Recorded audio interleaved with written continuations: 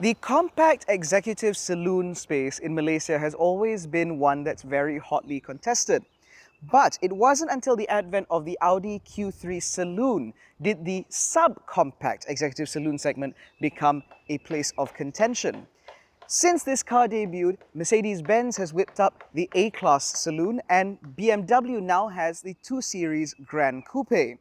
But the A3 is now back in Malaysia in its latest facelifted form with a 1.4-litre engine up front, a 7-speed dual clutch in the middle, and perhaps the only competitive price in Audi's entire lineup.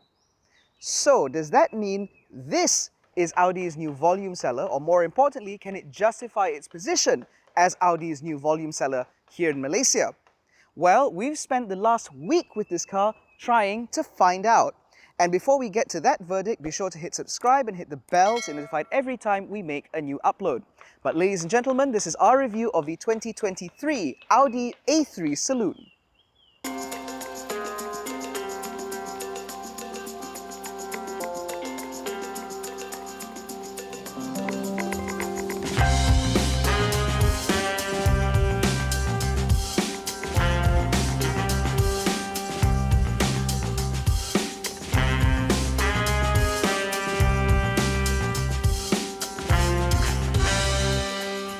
Now the thing about the A3 is that it is a facelift model, and so you get updated LED headlights replete with a much more intricate LED daytime running light graphic, and it frames the large single frame grille which now comes in this little grey sort of finishing here.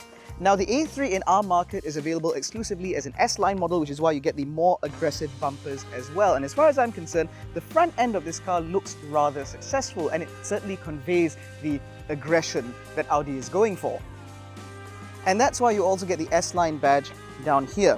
Now, for rolling stock, this car runs on 17-inch alloy wheels wrapped in Bridgestone Turanza tires. Now, as you can see, the wheels on this particular model are done up in this fetching sort of gunmetal grey color, which is what you get when it rains for 3 days straight and you can't be bothered to wash the car.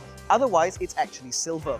Now, one thing that I appreciate about the A3 Saloon is the satin chrome finishing around the windows, because it certainly makes the car look and feel a little bit more premium. The same cannot be said of that little bit of contrast down there for the side skirts, which I literally only just noticed yesterday.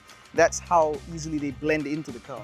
And I feel that the side profile of the A3 is kind of where the car is most noticeable as a subcompact executive saloon, because it is very small.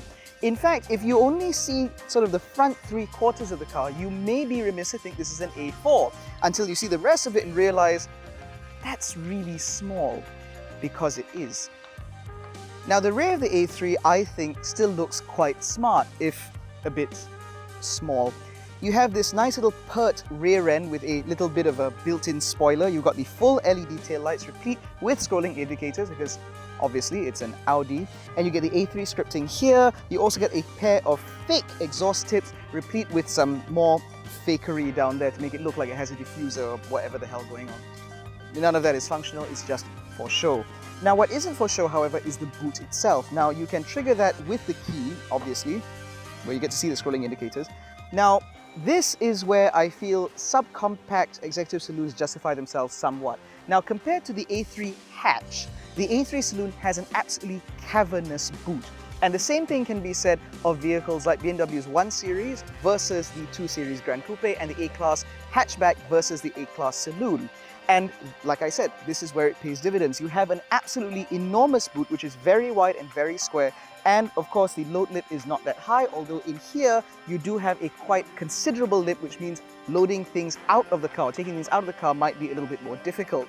If you do intend to put longer items, the rear seats dual fold 60/40, and you even have a ski hatch if you need to carry 2 passengers as well as some long items through the car. Although obviously I don't recommend that because it'd just be a bit weird. The other weird thing about this car is, compared to other premium vehicles or other premium brands, the A3 Saloon actually offers a space-saver spare wheel underneath the boot floor. Most other brands just offer a tire repair kit, like a little sealant thingy and a little air compressor. Now, I appreciate that because I suspect that with this being potentially Audi's volume seller here in Malaysia, there will be more people driving these over longer distances where if you have a flat, you're going to be able to fix it quickly and continue on your journey. And so having a space saver is certainly better than having a tire repair kit, although of course a full-size spare wheel would have been ideal. The other thing I'd like to mention is if it had a full-size spare, potentially we could have gotten over the sort of rear lip that exists at the end of the boot, which would be quite a problem if you had the rear seats folded flat. Now the rear seats don't fold completely flat, there is a little bit of an angle, but the slight lip there does mean it may be a little bit more difficult to load longer items all the way to the back of the car.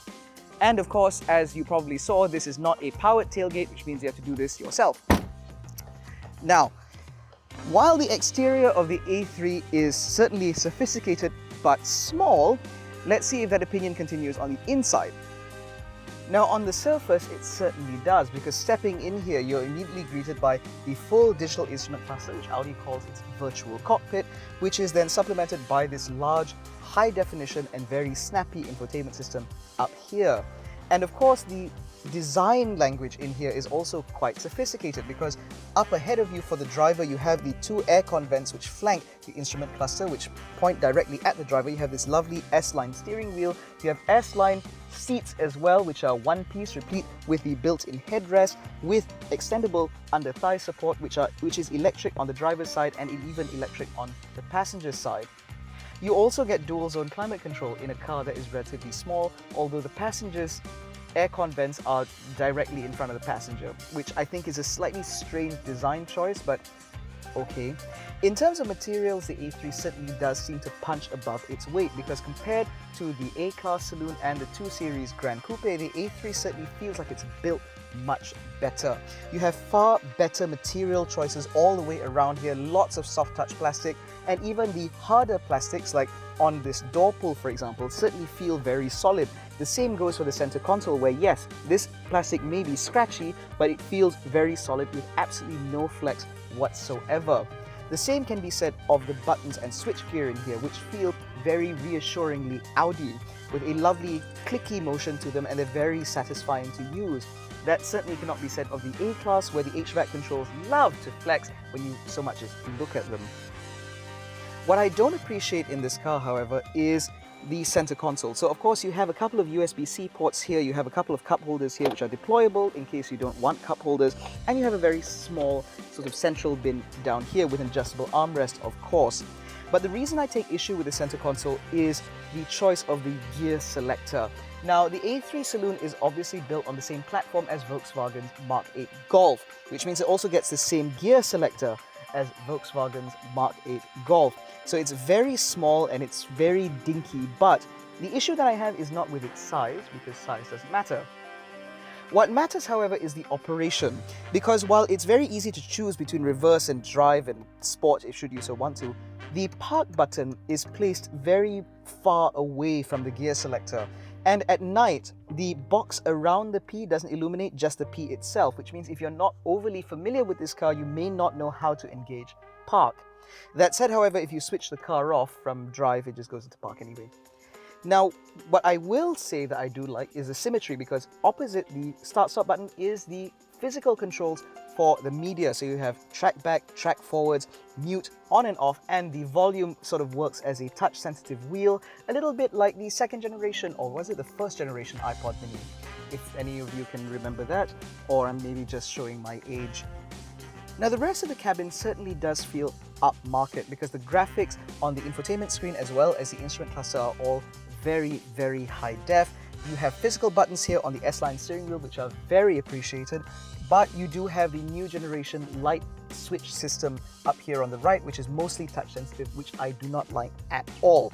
The other thing that I don't like is the fact the cruise control buttons are down here on this stalk. All the controls are here, which I find highly irritating, because I'm used to them being on the spokes, where it's very easy to see and very easy to operate. Although that said, I reckon if you spend enough time with this car, you'll probably just get used to it. The other thing of note in this car is the audio system, because although this is not a branded audio system, it is a pretty good one, because there is plenty of punch, it's very clear, both your tops, mids and lower notes are registered and played back very, very well, and of course this car does come with wireless Apple CarPlay, although Android Auto remains wired. Now in the back of the A3, you will see that it does have a surprising amount of space, because with this seat set up in my driving position, I still have pretty good foot room because I can tuck my feet in underneath the seat in front of me, and I have a decent amount of knee room and a pretty decent amount of headroom, although admittedly it's not exactly generous. I do appreciate that the backs of the front seats are slightly scalloped in order to make more room for knees. That said, however, aside from that, things back here are rather grim because you only have a 12-volt socket down here and a couple of aircon vents, certainly very appreciated, but aside from that, there are no other amenities back here. You do of course have ISOFIX mounts because obviously, but I would imagine that facing a rear-mounted child seat in this will be quite difficult because the doors do not open that large, and of course the seats have to go quite a ways back if you want to fit any sort of human being in here. You do have a couple of cup holders here and decently sized door bins here, which can fit a litre-sized bottle in a push, but aside from that, there really isn't much going on. Now, for those of you who are going to ask, I'm not sure if the tint on this car comes as standard because the car just arrived with us with tint. You'll have to ask your sales advisor about that. And as I mentioned earlier, because these rear seats fold 60/40, it does mean that you can have some added practicality, though in order to engineer in the rear folding seats, mercifully the backrests are not completely flat, they are nicely scalloped, which means you have a decent amount of support laterally, although under thigh support does leave a little bit to be desired. Now the thing about the Audi A3 is that, as I mentioned earlier, it's built on the same MQB platform which underpins a ton of different Volkswagen Group products, the majority of which are known for driving very well. So let's go and see if that rings true for the A3 Saloon. So the Audi A3 represents the entry level into Audi's lineup at a little over 230,000 ringgit. This is the most affordable way to get into an Audi, which is usually what entry level means. Now, despite it being entry level, to drive it doesn't feel particularly entry level. Yes, there's a 1.4 litre up front, but on the move it feels very punchy and very sprightly, and that's of course aided by the 7-speed dual clutch automatic gearbox, which makes for very quick progress should you so want to. Power only goes to the front wheels because the A3 is not available with quattro all-wheel drive, and for the most part this is a very similar to setup to what we've seen from various Golfs over the years. Now that's hardly a bad thing because the Golf is a very competent city car, and the same can be said of the A3, because when you're just driving around town at city speeds, it is a competent, quiet, mature, refined place to be. The ride is alright and the engine response is what you need for town driving. Unfortunately, when you start to get up to motorway speeds, the A3 does begin to falter. Now, Audi is renowned for being very, very quiet at speed, and unfortunately the A3 doesn't quite live up to those standards because once you creep past about 110, it does get a little bit noisy. That issue is then compounded by the fact that the steering wheel in regular balance mode does not offer much in terms of driver confidence, particularly when you're taking corners at higher speed. You do have to go into the drive mode settings and get it into individual, where you can then tailor the steering wheel weighting to something that feels a little bit more natural. Only then would you feel a bit more confident driving this car at higher speeds. And in terms of overall joy behind the wheel, should you want to take this out on a twisty B road or something like that, unfortunately this car just does not really have the goods to back it up. The Volkswagen Golf offers this little bit of joy when you're driving, and the A3 does not. Instead, it replaces that joy with this sense of well-engineered confidence. And I guess if you're not really the sort of person who's into driving dynamics, then you probably appreciate the A3. The only problem I have with this car is that the A3 seems to be almost directly priced against the Audi Q2 compact SUV. Now the Q2 and the A3 share quite a bit, including the engine, but the Q2 comes with an 8-speed automatic transmission, whereas this uses that double clutch I mentioned earlier, which means driving in town, the Q2 should be even smoother in operation compared to this. And of course, when you're out on the motorway, having one extra speed or one extra gear should mean that cruising is a lot more efficient too. But compared to vehicles like the A-Class Saloon and the 2 Series GranCoupe, I do feel that Audi's A3 is perhaps the most polished of the lot. By having a 1.4 litre 4-cylinder compared to the 3-cylinder we get with BMW, it is a lot more refined and you do get far fewer rattles and vibrations in the cabin. And compared to Mercedes-Benz's A-Class, the A3 is much better built with far fewer creaks and rattles, and all the panels in there feel very reassuringly built. So would I recommend the Audi A3? Well, now that PHS Automotive is offering a 5-year warranty with these cars replete with a service package, then yes, I absolutely would, because it means that you can buy an Audi with confidence, knowing very well that these cars will be well taken care of. That said, however, if you do want something within this segment that's a little bit more dynamic, then perhaps the BMW 2 Series GranCoupe would be more up your alley. Or if you want something that's a bit more flash, then naturally consider the Mercedes-Benz A-Class Saloon. But in any case, that has been our review of the 2023 Audi A3 Saloon. If you enjoyed this video, please give it a thumbs up, subscribe to the channel, hit the little bell icon to get notified every time we make a new upload.